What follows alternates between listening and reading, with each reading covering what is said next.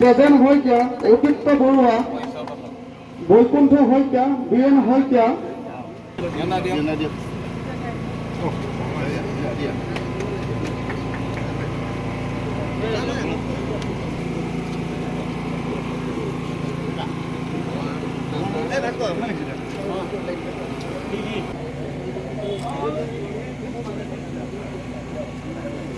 জাতীয় কংগ্ৰেছ জিন্দাবাদ, ভাৰতীয় জাতীয় কংগ্ৰেছ জিন্দাবাদ, বিজু বৰুৱা জিন্দাবাদ,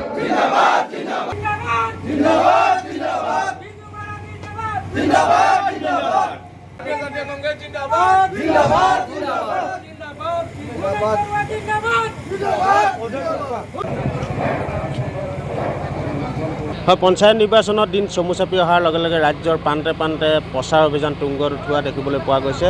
এই মুহূৰ্তত মই উপস্থিত আছোঁ বিহপুৰীয়া সমষ্টিৰ দক্ষিণ নাৰায়ণপুৰ গাঁও পঞ্চায়তত। দক্ষিণ নাৰায়ণপুৰ গাঁও পঞ্চায়তত মোৰ লগত এই মুহূৰ্তত উপস্থিত আছে নাৰায়ণপুৰ জিলা পৰিষদৰ কংগ্ৰেছ দলৰ প্ৰাৰ্থী বিজু বৰা। বিজু বৰাৰ সমৰ্থকসকলৰ লগত ইতিমধ্যে ঘৰে ঘৰে গাঁৱে গাঁৱে তেওঁ প্ৰচাৰ অভিযান চলাই থকা দেখিবলৈ পোৱা গৈছে। গাঁৱৰ চুকে কোণে তেওঁ সভা অনুষ্ঠিত কৰিছে। আজি এটা কথা উল্লেখ কৰিব লাগিব যে এইখন সভাতেই ৩৫জনকৈ যুৱকে ভাৰতীয় জাতীয় কংগ্ৰেছৰ প্ৰতি আকৃষ্ট হৈ তেওঁলোকে দলটোত যোগদান কৰিছে। মই পোনে পোনে প্ৰাৰ্থীগৰাকীৰ কাষলৈকে যাবলৈ বিচাৰিছোঁ। প্ৰচাৰ অভিযান ইতিমধ্যে তীব্ৰ কৰি তোলা দেখিবলৈ পোৱা গৈছে। কেনেকুৱা, কি দেখিছে? হয়, ভালেই দেখিছোঁ মই। ৰাইজে মোক বিপুল সঁহাৰি জনাইছে আৰু তেওঁলোকৰ আশীৰ্বাদেৰে আগবাঢ়ি যাম বুলি ভাবিছোঁ। এগৰাকী মহিলা পোনে পোনে ৰাজনৈতিক পথাৰখনলৈ আহিছে, কেনেকুৱা উদ্দেশ্য লৈ ওলাই আহিছে? হয়, মই সামাজিক কাম সকলোতে জড়িত আছিলোঁ যদিও এতিয়া ৰাজনৈতিক ক্ষেত্ৰখনত ভৰি দিছোঁ আৰু ৰাইজে আশীৰ্বাদ কৰিছে, আগবাঢ়ি যাম। ইয়াকে কিমান আশাবাদী আপুনি? 100% আশাবাদী। আপোনাৰ জিলা পৰিষদ এলেকাত যথেষ্ট সমস্যাও আছে, কোনখিনি সমস্যাক বেছি অগ্ৰাধিকাৰ দিয়াৰ কথা ভাবিছে? হয়, অগ্ৰাধিকাৰ দিব লাগিব। বিশেষকৈ যুৱকখিনিক আমি অকণমান পিছ পৰি যোৱা দেখিছোঁ। তেওঁলোকৰ নিবনুৱা সমস্যা প্ৰায় সম্পূৰ্ণৰূপে দেখা গৈছে আমি, আৰু গৰাখহনীয়া, প্ৰায় বানপানী, এইবিলাক সমস্যা আমাৰ মিচিং সমাজৰ পৰা দূৰ কৰিব লাগিব।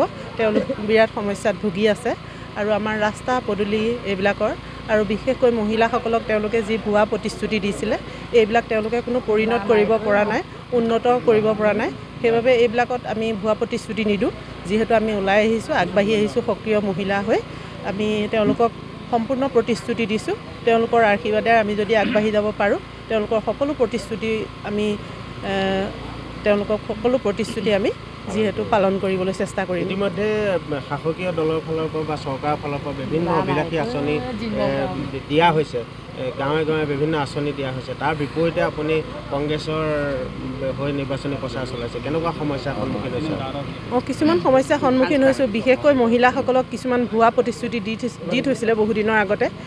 লাখপতি বনাম বুলি তেওঁলোকক এটকাও নিদিলে, আৰু অৰুণোদয় নামত যিহেতু এতিয়া বন্ধ কৰি ৰাখিছে তেখেতসকলে, আৰু নানা ধৰণৰ ভুৱা প্ৰতিশ্ৰুতি।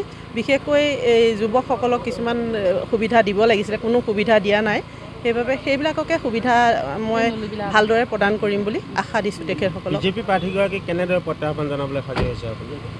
যিহেতু মই বিজেপি প্ৰাৰ্থীগৰাকীক চিনি নাপাওঁ, আগতে তেওঁ কোনো ৰাজনৈতিক বা সামাজিক ক্ষেত্ৰখনত মই জড়িত আছিল বুলি ভবা নাই, আৰু বিশেষকৈ এতিয়া দলটোত তেখেত পূৰা মানে সম্পূৰ্ণৰূপে দলটোৰ পৰা বিৰত আছিল। এইবাৰ নতুনকৈ তেওঁলোকে প্ৰক্ষেপ কৰিছে। সেইবাবে মই ভাবিছোঁ তেওঁ কিমান আগবাঢ়ি যায় বা পিছ পৰি যায় মই সেইটো কথা বিশেষকৈ নাজানো। প্ৰত্যাহ্বান নাই বুলি ভাবিছোঁ। হয়, আমাৰ লগত জিলা কংগ্ৰেছৰ এগৰাকী নেতা আছে, তেওঁৰ পৰা জানিবলৈ চেষ্টা কৰিম। ইতিমধ্যে প্ৰচাৰ তুংগত, গাঁৱে গাঁৱে ঘৰে ঘৰে প্ৰচাৰ চলাইছে, কি ক'ব? প্ৰচাৰ তুংগত আমি বিহপুৰীয়া সমষ্টিৰ লগত আজি আমি নাৰায়ণপুৰ জিলা পৰিষদৰ অন্তৰ্গত আজি দক্ষিণ নাৰায়ণপুৰে বহু পথাৰ আমি 1-2 সোমাইছোঁ, বিপুল সঁহাৰি পাইছোঁ।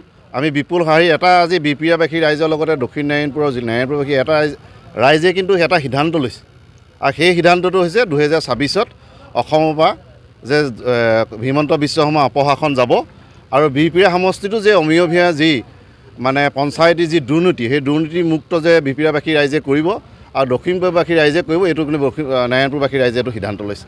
পঞ্চায়তৰ প্ৰচাৰ সমান্তৰালকৈ 26ৰ ইলেকশ্যনৰ কুচকাৱাজ নেকি? হয়, 100%। আমি 26 চনত আমি এটা নতুন ৰণনীতি লৈ পেলাই বিহপুৰীয়া সমষ্টিত সোমাইছোঁ।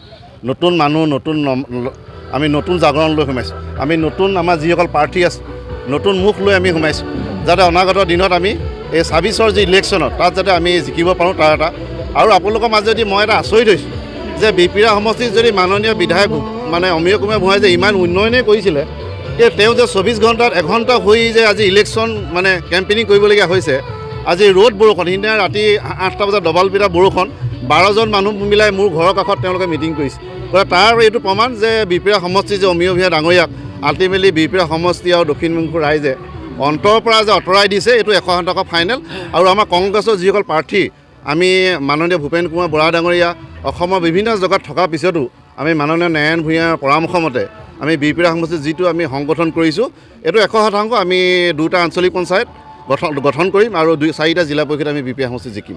এনেদৰে আচলতে তেওঁলোকে এই পঞ্চায়ত নিৰ্বাচনৰ প্ৰচাৰৰ সমান্তৰালকৈ 26ৰ যি নিৰ্বাচন, সেই নিৰ্বাচনৰ প্ৰচাৰো ইতিমধ্যে আৰম্ভ কৰিছে। ইতিমধ্যে তেওঁলোকে 4খন জিলা পৰিষদ আৰু 19খন গাঁও পঞ্চায়ত দখল কৰাৰ কথা ইতিমধ্যে ঘোষণা কৰিছে। আমি ND24ৰ জৰিয়তে এই দক্ষিণ নাৰায়ণপুৰ অঞ্চলৰ পৰা কংগ্ৰেছৰ যিগৰাকী জিলা পৰিষদ প্ৰাৰ্থী বিজু বৰাৰ লগতে আঞ্চলিক পঞ্চায়তৰ প্ৰাৰ্থীগৰাকী প্ৰচাৰৰ পৰা আমি পৰিৱেশ দেখুৱাবলৈ চেষ্টা কৰিলোঁ।